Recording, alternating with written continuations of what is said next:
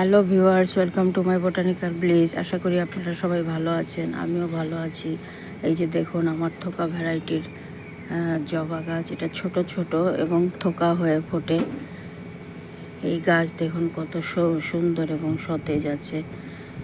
এখানে আমি বাগানের মাটিতে বা 50% বাগানের মাটি, 30% গোবর সার, 20% কোকোপিট মিশিয়ে মাটি তৈরি করেছি।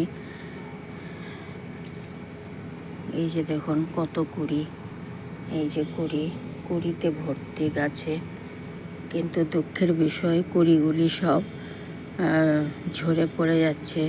কি করলে কুড়ি ঝরা বন্ধ হবে আপনারা অবশ্যই কমেন্ট বক্সে জানাবেন। কোনো গাছের কুড়ি ঝরে না, এই গাছের কুড়ি ঝরে যাচ্ছে।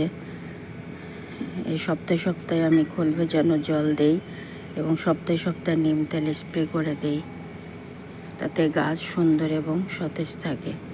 ভিডিওটি ভালো লাগলে প্লিজ সাবস্ক্রাইব করবেন, সাবস্ক্রাইব করে আমার পাশে থাকবেন যাতে নতুন নতুন ভিডিও দিতে পারি। আজকে আসি, টাটা।